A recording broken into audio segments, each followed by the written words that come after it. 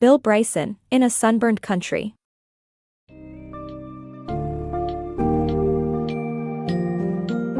Australia, a country so vast that its secrets often go unnoticed, invites you on an exceptional journey through Bill Bryson's In a Sunburned Country. Discover a land rich in history and biodiversity, from the Great Victoria Desert to cities like Sydney and Canberra. This book summary delves into Australia's mesmerizing stories, from the enigma of seismic activities linked to the InASunburnedCountry cult to its astonishing flora and fauna. Traverse the outback, experience cities that hide their convict origins, and explore Australia's gold mining past as Bryson covers the breadth of this sunburned country.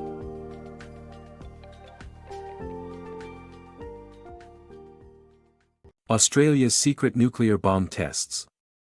Discover the mystery behind the seismic activity in Australia's Great Victoria Desert and how it led to the discovery of a cult secret uranium mining and bomb testing.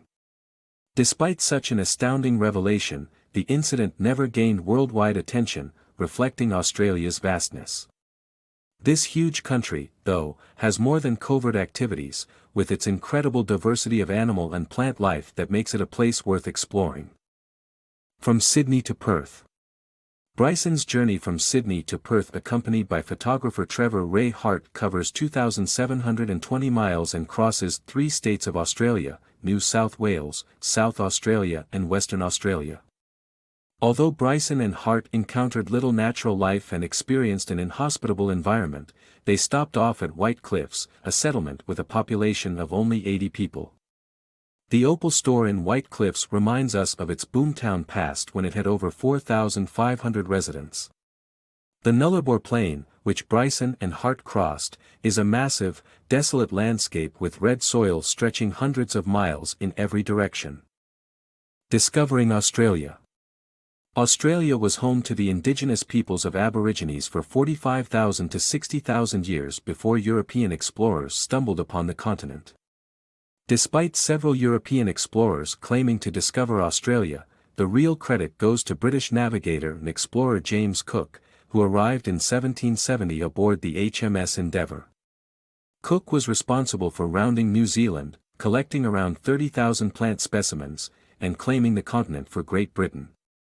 Prior to this, the Dutch seafarer, Abel Tasman, and Spanish explorer, Luis Vaz de Torres, missed sighting the massive landmass of Australia by threading the needle through its surrounding waters. The presence of a possible European landing party on Carinade Island suggests earlier European explorers in Australia before Cook, but little is known about them. Australia, the birth of a penal colony. After losing its American colonies in 1783, Britain decided to send thousands of convicts and working-class Brits to Australia to build a new colony. The first fleet, consisting of 11 ships, transported around 1,500 convicts to Botany Bay in May 1787. However, the mismatch between reality and Cook's lush descriptions was overwhelming. The ships lacked essential equipment and skilled craftsmen for building and tilling. Vital know-how was also missing for constructing the intended government farm. Eventually, the farm was built, but it would have been considerably easier if the ship's passengers had been chosen more wisely. Sydney's denial of its dark origins. In his exploration of Sydney, Bill Bryson was surprised by the city's denial of its convict past. Despite being founded as a prison camp in 1788, there are no monuments or direct mentions of the First Fleet's crew and passengers. This culture of denial is part of a much wider phenomenon in Australia and has resulted in the erasure of the country's history from school curriculums. Nonetheless, Bryson enjoyed his time in Sydney, particularly admiring the impressive feat of engineering that is the Harbour Bridge and the charming old-world ferries in the harbour. The Australian Gold Rush and the birth of a nation. The Australian gold rush of the 1850s turned the country into a land of opportunity. The gold rush brought a massive influx of people, which also laid the foundation for the future federation and birth of a nation. This summary explores these events, as well as Canberra, the country's new capital. Australia's gold rush began when a young Sydneysider, Edward Hargraves, kicked off the first gold rush after his return from California. In just 10 years, some 600,000 new arrivals landed in the country, doubling its population virtually overnight. The discovery of gold also changed the way the British thought about their colony. Criminals were no longer sent to Australia as punishment, but as an opportunity to seek their fortunes. The gold rush not only changed individuals' fortunes, it also changed those of the entire country. Talks on whether to join all previously separate 6 colonies truly began in 1891. The colonies were self-sufficient and managed their own taxation systems, and also set their own clocks. This gave rise to many inconveniences, such as having to pay as much import duty on beer from neighbouring New South Wales as on European beer. In 1901, these talks culminated in a deal that led to the birth of a new nation, the Commonwealth of Australia. After exploring the gold rush and its effects on the nation, the summary shifts to the country's capital, Canberra. As a relatively new capital, Canberra is a planned city built to serve as a compromise between Sydney and Melbourne. The city boasts beautiful scenery and landmarks such as the Parliament House and War Memorial. From the 1850s gold rush to the birth of the Commonwealth of Australia and Canberra, this summary beautifully captures these historic events and their impact on the country. Canberra, Australia's remote capital city. Australia decided to build a new capital city instead of choosing between Melbourne and Sydney. The chosen site was a rural area in New South Wales, where Canberra was constructed.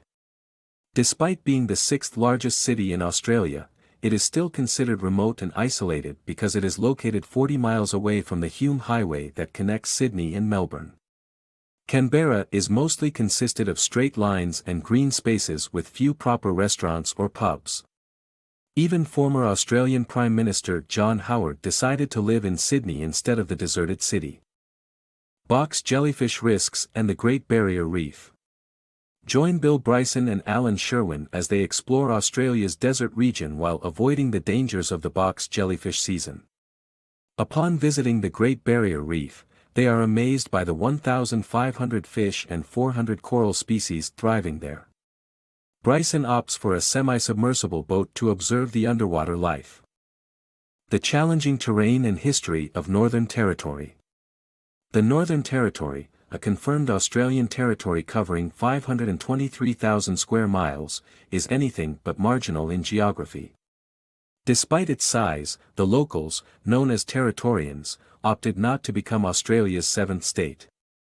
Bryson and Sherwin's visit to the capital city of Darwin didn't fulfill their expectations of a tropical town with cool drinks and Panama hats due to the city's turbulent history, including bombings and a cyclone. Leaving Darwin, the travelers took a 919-mile journey through Stewart Highway to Alice Springs, named after the 19th-century explorer John McDouall Stewart. Despite the ferociously hot region with almost no vegetation, the road is rich in history, including memoirs of Stewart and his travel companion Ernest Giles, who learned the hard way how challenging life was without water. The thriving town of Alice Springs. Bryson and Sherwin's 2-day drive to Alice Springs led them to a bustling town with over 25,000 permanent residents and 350,000 annual tourists.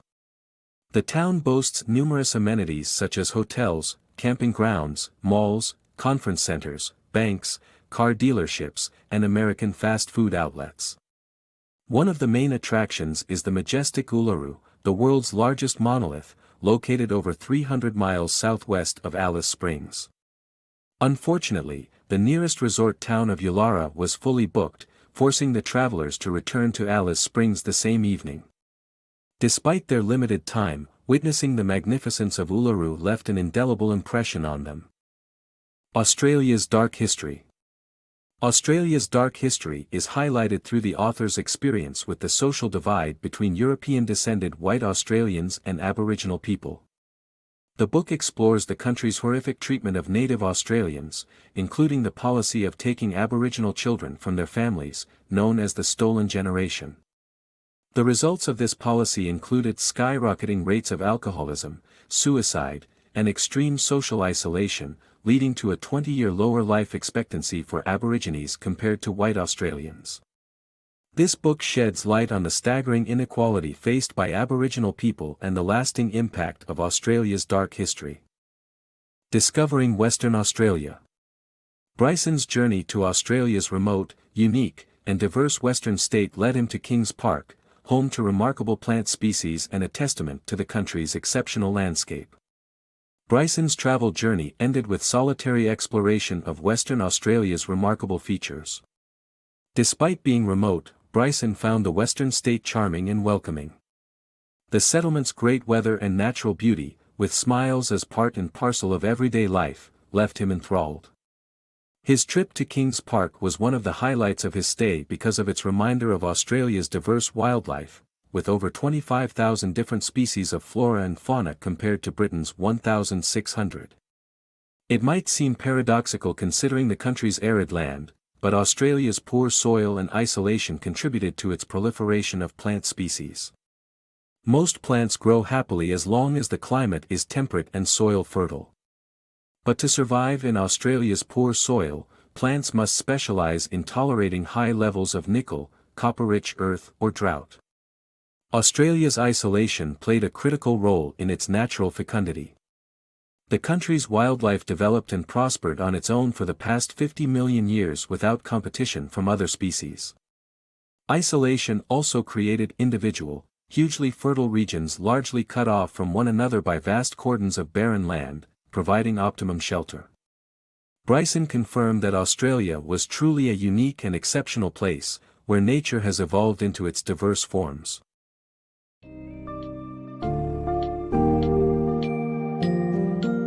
As we reach the end of our journey through Australia with Bill Bryson's In a Sunburned Country, we see not only the country's vastness and beauty, but also its intriguing history and unexpected tales. We've explored the rugged outback, marveled at the Great Barrier Reef, and delved into the origins of cities like Sydney and Canberra. We've also encountered Australia's native wildlife, which is both fascinating and resilient to the country's harsh environment. Finally, Bryson exposes the history of Australia's Aborigines and highlights the need for acknowledgement and understanding of their troubled past. Through this captivating exploration of Australia, we gain a new appreciation for a country often overlooked in global consciousness.